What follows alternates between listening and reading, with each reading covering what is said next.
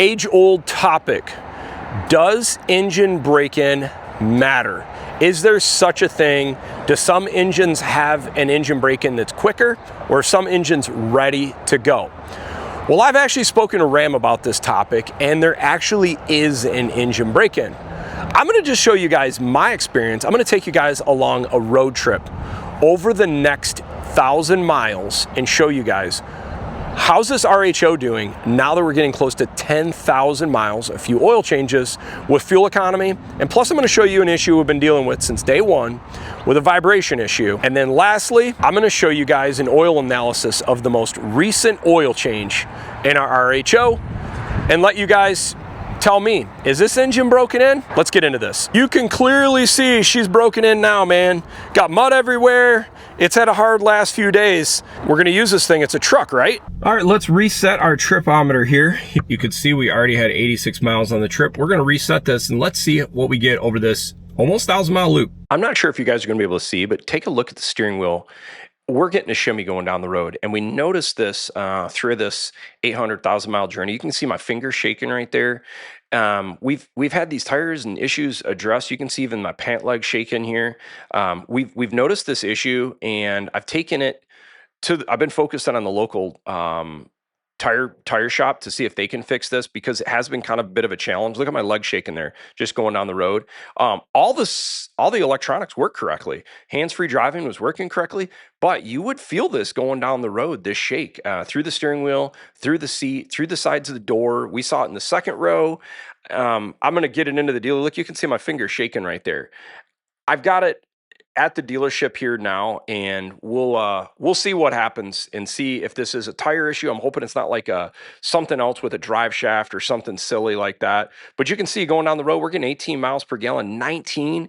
This is pretty consistent, 20, 21. Now we're, I think, a little bit of a downhill, but I've been really impressed on this trip so far. The fuel economy has been awesome, and especially with how bad fuel prices have been recently, anybody could appreciate if you can get fuel numbers of, a truck on 35-inch tires, especially being the fact this thing is all-wheel drive. I don't think this is bad at all. And so far, what I'm seeing with this 26 mimics what I saw on my 2025. Once I got beyond 8,000 miles, especially around that 10,000 mile mark, I don't know, maybe it's just summertime, but it really seemed like the fuel economy improved quite a bit, especially after a few oil changes.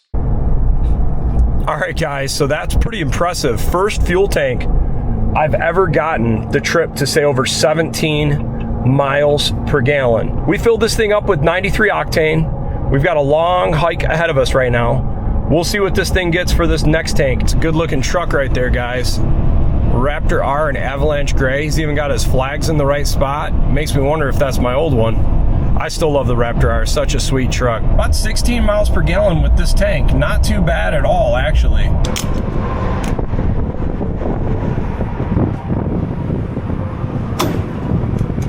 All right, so you can see computer said 15.8 miles per gallon, hand calculated 14.8. So we're a little bit light versus the computer. Also want to show you guys, look at the water bottle here shaking. You can kind of pick up the vibration going down the road. Obviously, you're always gonna have a little bit of vibration, but you can really see it here in this video. Hopefully we'll get this resolved here real quickly, but I at least wanted to show this to you guys. All right, there we go, guys. That's the last little bit of fuel, 15.3 miles per gallon for that last little loop. Okay, so let's talk about this oil analysis. So this is the second oil analysis we've done in this truck. Plus we've done our 2025 through Blackstone. There's a lot of cool companies that do these oil analysis, but this last oil change we did about 4,347 miles. We used the 0W40, and this was the Pennzoil Ultra Platinum that meets the Mopar SRT spec. But if we go over the comments here, it says, nice progress. Now metals and silicon are both on the right track. Decreased that point to wear in and sealer materials washing out. Copper is barely outside the average now, and the extra that remains could just be the residual from the last fill. Fingers crossed there's an average result next time. The improvement you could see already tells us the engine is settling in well, though. The viscosity is normal for 0W40, and the rest of the physical properties don't leave anything to be desired. Keep doing what you're doing. So Ram recommends a 6,000 mile oil change. We racked them up pretty quick on this. So let's just kind of compare now some of the numbers. So this is the universal averages that Blackstone has for the high output Hurricane. These numbers are kind of changing. As they get more data in for these motors, these numbers are going to change. They could go up, they could go down. But what we want to look at is look at the change from the last oil change of aluminum and look at iron. So we were at 20 parts and now we're at 12. We were at 9 for aluminum. Now we're at 6. Compared that to the universal averages, it's really pretty much really close to where it should be. Now, the one thing that's interesting is look at the I think, how do you say this? This is an additive, molybdenum, I believe that's how you say it. It actually is up. And I think that's a good thing, but you guys that are experts on this can kind of chime in on this. If we look at nickel, you can see that there is nothing before. And you know what I'm just realizing? They actually included the original oil change we did on our 2025 RHO. So our first RHO, you could see 4,000 miles. The 26 RHO, here's with 3,550 miles. And then this is the next one, the one we just currently did.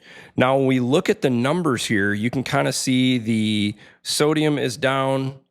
The silicon is down pretty substantially. And what's interesting is when you go from the 25 to the 26 actually was a little higher, but now it's down substantially on that regard. And then you could see the potassium going down. Now, some of the other things, I did pay a little extra. No, I didn't actually do the TBN on this one. We'll get to that. Look at barium. That's down to 1. Otherwise, all the numbers are pretty where they need to be. These are a lot of additives here. But what's really important is the viscosity at 210 Fahrenheit and your overall viscosities. And it kind of gives you a range. You should hover between 63 and 75 per Blackstone's recommendations. And you could see the first one was at 60. And our 2025 was actually at 59.7, but now we see the 2026 on our second oil change. It falls in that range. So originally it was out. Now it's inside of that range. We look at the viscosity at 100 degrees Celsius, and you can see the last 2 times was between 10.12 and 10.23. Now we're at 11.6, which is also inside of that spec. Flashpoint. Here's another important thing. It actually went up again. So you can see the 2025 first oil change was 355. The 2026 first oil change, 405, and now it's 415. Basically, anything greater than 385 is my understanding. Fuel. Here's another thing I always want to keep an importance on is fuel. This is a big deal because with direct injected engines, you always worry about fuel pushing past the rings. Our 2025 showed about 1.5%. Our 2026 first oil change was 0.5%, and our 2026 second oil change was 0.5%.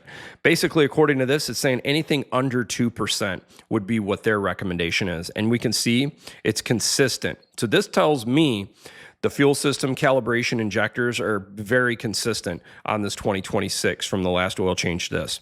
Antifreeze, you want to be at 0, and it has been at 0 the entire time. Water in the fuel. And then insolubles, which I'm not totally sure what that is, maybe just stuff in the air, but you can kind of see that is all, all consistent. So when I look at this thing, everything is all good. I don't see anything that is concerning. And I'm actually thinking just for data's sake for you guys, I might change the next oil at 6,000 miles. I'm going to raise this and see if we see any difference. I got to think about this more. Do I do the same and to see if we see some of these numbers come down or push the limits a little bit? Because we are now doing towing season and more is coming. But generally speaking, I think the data looks really good. So the question is the engine broken in now? I'd love to get you guys' thoughts. Does engine break-in occur and does it impact fuel economy? I think it does. And from what I've seen, we just did a loop with this truck, but could it have also been, the weather's warming up, it's 10, 15 degrees warmer. We saw 15, 16, 17 miles per gallon just recently on this trip. And I have to say, that's the best fuel economy I've ever gotten in RHO, including my 2025. But there's some caveats, and I've mentioned this before. I believe this engine is no different than any other engine, that they all have an optimum range for fuel economy, if that's a big deal. Most people don't care about fuel economy in this truck, including kind of myself, but it is something kind of nice, especially when fuel prices are $6, $7 a gallon, if you can maximize. Here's the key to this engine: speed. You drive this thing 55 to 65 miles per hour in good conditions. Not crazy windy like what's going on, you know, 15, 25 mile an hour wind. I think this is a 16 to 18, maybe even 19 mile per gallon truck.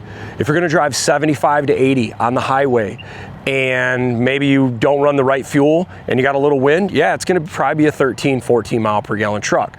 But on this trip, I was pretty impressed with the fuel economy, and I'm happy right now because of the fuel prices. But more importantly, guys, we got 9,300 miles on this. We got to get this thing into the dealership.